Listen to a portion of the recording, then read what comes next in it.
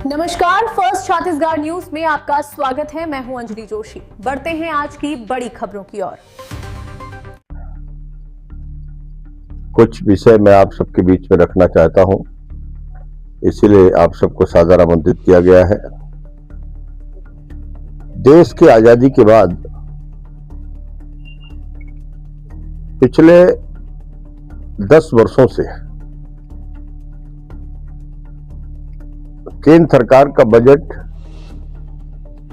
हमेशा आम जनता की चर्चा का विषय बन चुका है। कभी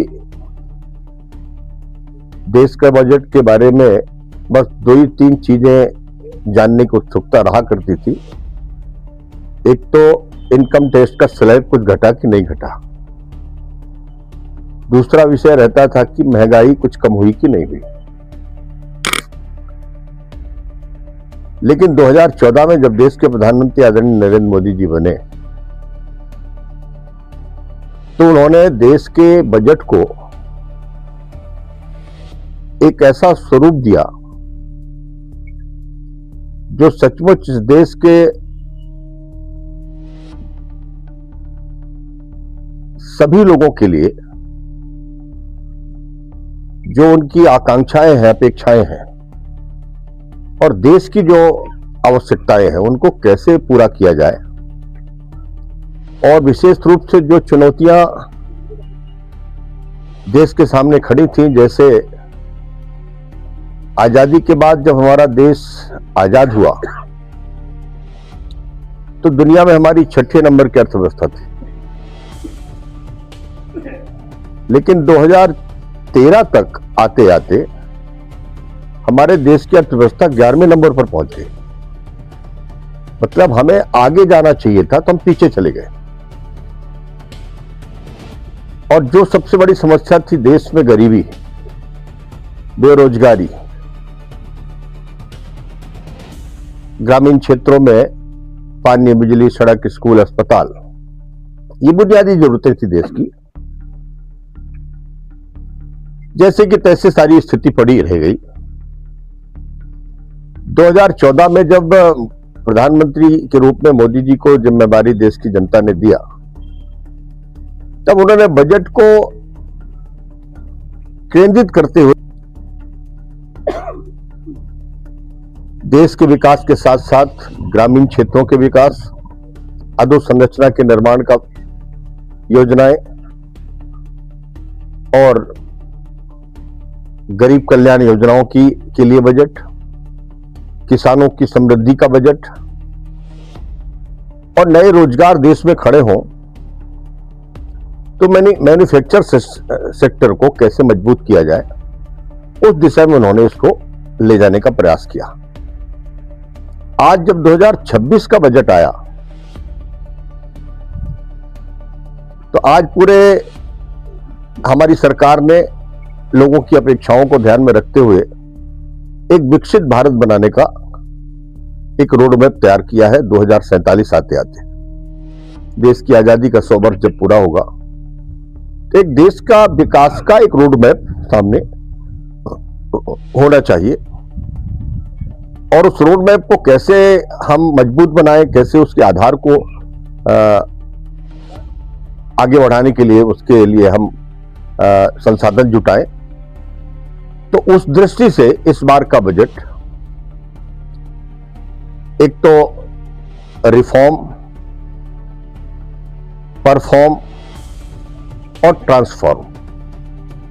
आज हमारा ये बजट, हमारा देश पूरी तरह से रिफॉर्म के साथ चल रहा है और उस रिफॉर्म एक्सप्रेस में सवार है। रिफॉर्म का मतलब यह है कि ऐसा कोई सेक्टर नहीं बचा जिसमें रिफॉर्म न किया गया हो। 2013-14 का जो बजट था हमारे देश का, वो लगभग 17 लाख करोड़ का था। आज भारत का हमारा जो बजट है 53.47 लाख करोड़ का हो गया। हमारी विकास दर 7% से ज्यादा है। कोविड जैसी महामारी में भी हमारे देश की अर्थव्यवस्था टिकाऊ बनी रही, दुनिया के कई देशों की अर्थव्यवस्था लड़खड़ा गई। हमारे जो बैंकों के एनपीए थे 2013-14 के पहले, ऐसा लग रहा था बैंक डूब जाएंगे। आज उस पर कंट्रोल हुआ।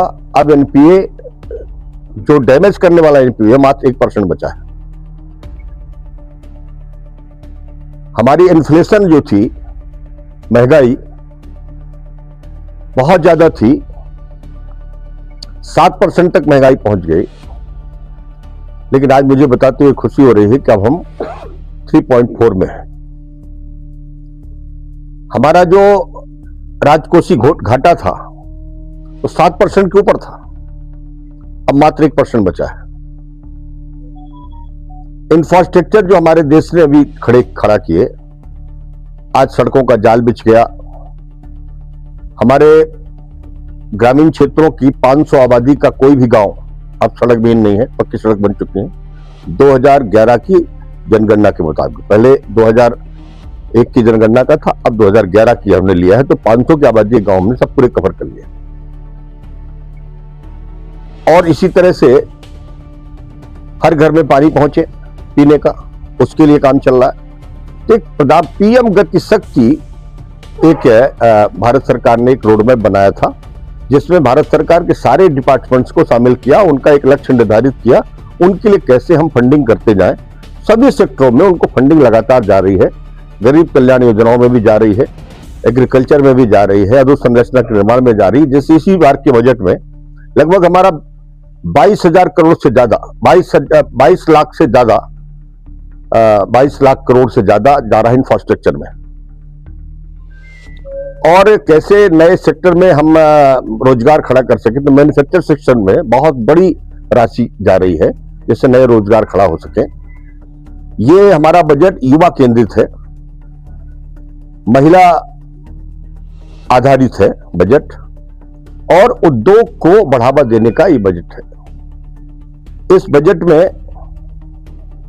आत्मनिर्भर भारत का प्रतिबिंब दिखाई दे रहा है, और 2047 का जो हमारा विकसित भारत का संकल्प है, उसको पूरा करने के लिए हमारे जो 4 सेक्टर हैं, 4 स्तंभ हैं, उनको मजबूत बनाने के लिए इस बजट में प्रावधान किए गए हैं। जिसमें से एक युवा वर्ग है, गरीब हैं देश के, हमारे देश के किसान हैं, और देश की आधी आबादी हमारी नारी शक्ति है।